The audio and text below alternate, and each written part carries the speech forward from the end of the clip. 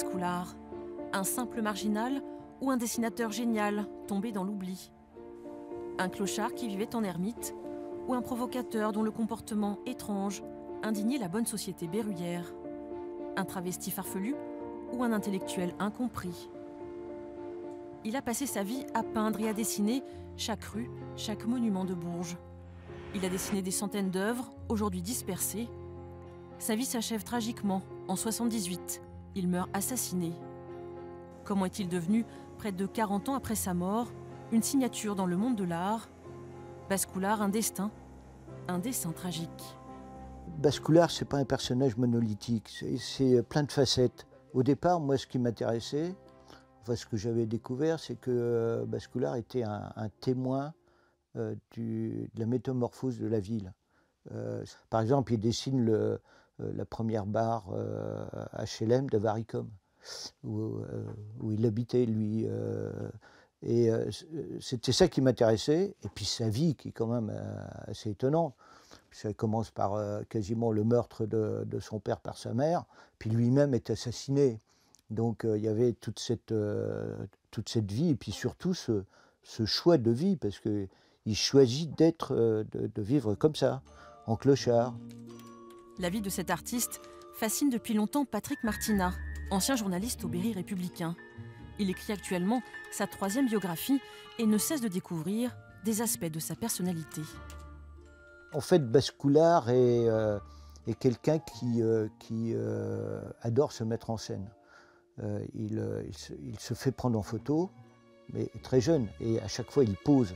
Notamment, par exemple, cette photo-là, qui est... on a l'impression que c'est un acteur. Un chevalier errant ou un moine avec sa robe de bure, enfin un moine soldat ou quelque chose comme ça.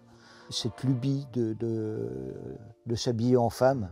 On m'a dit dernièrement d'ailleurs qu'il pourrait y avoir un reportage sur lui dans Vogue.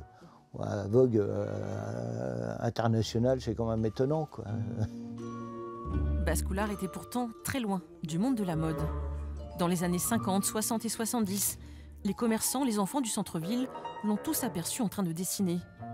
Place Gordenne, où il avait ses habitudes, et dans la rue Mirbeau. À l'époque, Jean-Claude Leboeuf était boucher dans cette rue. Il le voyait presque tous les jours. Nous lui donnons rendez-vous sur la place qui porte son nom. Avec M. Bascoulard, on pouvait discuter de beaucoup de choses, enfin de beaucoup de choses, oui. Mais moi, je n'ai pas une éducation ni une instruction, et il se mettait à la hauteur des personnes, hein, voilà. Il reproduisait exactement ce qu'il voyait. Et on pouvait prendre une photo et la comparer, c'était exactement ça. Il y a des gens qui se sont amusés à compter les rangées de pavés, les rangées d'huile, c'était exactement ça. Voilà. Lui, c'était de la reproduction, il avait horreur de ça. Puis il s'amusait à faire des abstraits. Et bizarrement, bon, ça peut paraître bizarre, un boucher voilà, des abstraits, et là, ça m'a interpellé, et puis voilà. Puis j'ai collectionné une série d'abstraits énormes. Bon, il y en a que j'aimais plus ou moins, mais il me donnait. Mais sinon, je lui en achetais, il m'en vendait quelques-uns parce qu'il avait besoin d'argent. Sinon, on faisait l'échange, hein, entre de la viande hachée, et puis voilà. Ça se passait comme ça. Bascoulard venait à la fermeture de la boucherie pour montrer ses dernières œuvres, et parfois, elles sont surprenantes. C'est quoi ça vous avez là? Il dit c'est une carte maritime. Carte maritime. Il dit oui, il dit je complète une carte maritime. Voilà. Et il m'a expliqué. Alors le soir tard, il m'a étalé cette carte immense sur la caisse et tout. Il m'a sorti un livre comme quoi que dans tel endroit, tel et ainsi de suite, sur la carte, une île n'était pas mentionnée. Voilà. Donc lui, il l'a mentionné. À la plume, à la langue de Chine et tout ça, la surface, l'auteur d'eau qui tombait dans la nez et tout, enfin bon, voilà. Un peu plus loin, au studio Morlaix, les portraits de Bascoulard sont toujours exposés dans la vitrine. Comme un hommage à l'homme que l'on voyait passer sur son tricycle original. Bascoulard venait ici prendre un peu d'eau ou discuter. Un jour, il accepta de se faire tirer le portrait par Dominique Morlaix, alors étudiant à l'école de photographie de Tours. Nous avons fait toute une série de photos devant le magasin, avec son tricycle, lui tout seul en dessinant. Et donc ce reportage, je l'ai montré à l'école à Tours, ils ont trouvé très bien, Ils ont trouvé vraiment qu'il se dégageait quelque chose de ce personnage. Bien qu'à Tours, il n'était pas connu. À l'époque, dans les années 74, il n'était pas connu du tout. Au premier étage, Bascoulard se faisait photographier en robe. Des séances de pose bien connues dans la famille. Le père de Dominique et ses grands-parents l'ont même invité dans leur propriété d'Argent-sur-Sauldre pour peindre l'étang du Puy. Il y est resté 2 semaines et bien sûr, il a refusé de coucher dans un lit. Il couchait dans le garage dans notre propriété, sur une botte de paille, comme il était là. Et ma mère, elle nourrissait, il s'était regaillardi avec la nourriture parce qu'il mangeait rien.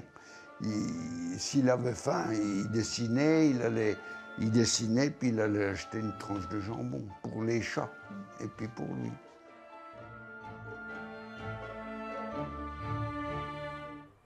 Cet artiste vagabond, cette figure de Bourges, a inspiré Bernard Capot. Le dessinateur a enquêté sur ce personnage plein de mystères. En 2013, pour les 100 ans de sa naissance, il lui a consacré une bande dessinée. Enfant, il a lui-même souvent croisé Bascoulard dans les rues de Bourges. Il se mettait quelque part dans une rue, une ruelle, une place de Bourges. C'était pour dessiner. Mais je n'ai jamais osé, comme beaucoup d'autres d'ailleurs, je n'ai jamais osé trop approcher. Parce que je sais qu'il n'aimait pas ça, que d'ailleurs, si on s'approchait trop de lui, il avait des tas de manies pour chasser les gens. Capot a reconstitué en dessin le drame qui a marqué la vie de l'artiste. Lorsque la mère de Bascoulard tue son père d'une balle dans le dos à Saint-Florent-sur-Cher, il est alors âgé de 19 ans. Un dessinateur qui raconte la vie tragique d'un autre dessinateur. C'est un regard admiratif, bien entendu, parce que c'est très très joli ce qu'il fait.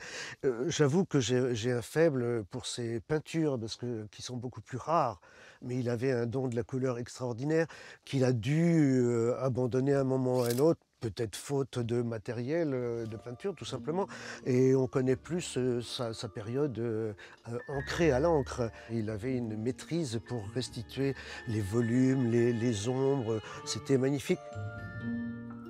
Les 2 personnages principaux de Bourges, c'est quand même Jacques Coeur, le milliardaire banquier, et Bascoulard, le miséreux, le Diogène de Bourges. Diogène, un philosophe grec qui méprisait la richesse et les convenances sociales, un peu comme Bascoulard. Un esprit libre que Denise Lancelot a côtoyé tous les matins lorsqu'elle travaillait au tabac-presse La Civette. Je l'ai tenu pendant 25 ans, La Civette, avec ma belle-mère et mon mari. Ah d'accord, oui. Donc, il venait tous les matins, il laissait sa petite charrette dehors. Oui. Oh, quand il se mettait à gratter comme ça, oui, effectivement.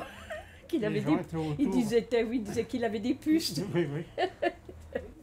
Bascoulard lit Le Monde, Le Figaro, L'Express. Un clochard érudit en somme. Il venait chercher ses journaux. Ah, ça, c'était réglé. Il prenait ses journaux tous les jours. Ça, c'était vraiment réglé. Un grand lecteur, en fait. Oui, mais effectivement. Mais vous savez qu'il était très intelligent. Il connaissait 5 langues, hein, quand même. Et qu'il a appris tout seul, hein, en se débrouillant comme ça. Donc, c'était vraiment un personnage très intelligent. Un clochard provocateur qui savait se mettre sur son 31 quand l'occasion se présentait. Si vous l'aviez vu en smoking, oh là là, nœud papillon et tout, oh, c'était quelque chose de formidable. Vous auriez pu dire le même homme, rasé et tout, les cheveux coupés, il était formidable.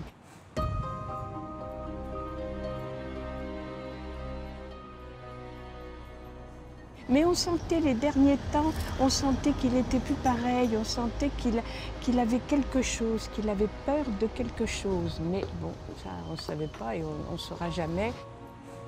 Janvier 78, l'annonce de sa mort est un choc pour les Berruyers. Marcel Bascoulard meurt étranglé avec un fil de fer. Son corps est retrouvé dans la boue, à côté de la cabane qui lui servait de refuge avec ses chats. Les habitants sont sonnés. Le dessinateur n'avait pas d'argent. Il devait être enterré dans le carré des indigents. Alors les commerçants se sont rassemblés, ils ont fait une collecte pour lui offrir une véritable sépulture, lui le mécréant, au cimetière Saint-Lazare. Ce meurtre, c'est l'une des premières affaires de Serge Nonin. L'avocat défend le principal accusé, Jean-Claude Simion, 23 ans, un compagnon d'infortune de Bascoulard. Bon, le gros problème qui s'était posé, c'est qu'il avait avoué. Bon. 1978, on avoue, à partir de ce moment-là, c'était la preuve majeure, suprême. On ne pouvait pas remettre ça en cause. Et puis à la fin de l'interrogatoire récapitulatif, et là, non, c'est pour moi. Contradiction. Jean-Claude Simion est condamné à 15 ans de réclusion criminelle par la cour d'assises du Cher et envoyé à la prison du Bordeaux. Mais le doute résiste au temps. Est-ce que c'est lui qui l'a tué véritablement? J'en suis pas sûr. Est-ce qu'ils étaient plusieurs? J'en suis pas persuadé. Parce que c'était quelqu'un qui était faible.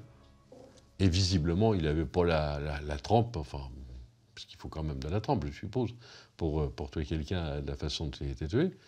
Et je pense que il a été utilisé pour approcher Bascoulard, et puis il y avait un phénomène de bande. 20 ans après sa mort, les époux Charbonneau ont créé une association, Se souvenir de Marcel Bascoulard. Leur salon s'est peu à peu transformé en salle d'exposition permanente avec de nombreux dessins à la plume. Le premier, bon, Saint-Henri, et après, la précision de ces dessins a fait qu'on s'y est vraiment intéressé et on a cherché à en avoir toujours un peu plus. Actuellement, il prépare une grande exposition pour l'anniversaire des 40 ans de sa mort en avril prochain. On fait des conférences, on fait des expos, on fait beaucoup de choses. Donc c'est comme ça, ça va, les gens remémorent, mais vous savez, si vous restiez un an et demi sans rien faire, il n'y aura plus rien. Avec le temps, sa cote s'envole. Voici la dernière vente record pour un Bascoulard, une vue de la rue Mirbeau adjugée, 6 123 €. L'expert de ses œuvres, c'est Michel Darmancier. Il a toujours des dessins en dépôt pour de futures ventes aux enchères, comme ce palais Jacques Coeur réalisé à la fin de sa vie. C'est plus suggestif, c'est moins détaillé, c'est ce qu'on appelle un peu le fractionnisme.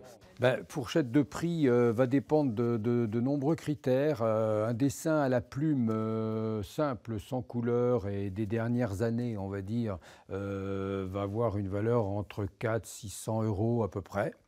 Quand on remonte dans le temps et qu'on a des dessins plus anciens, toujours à la plume, là on peut atteindre 600, 800, voire 1000 €.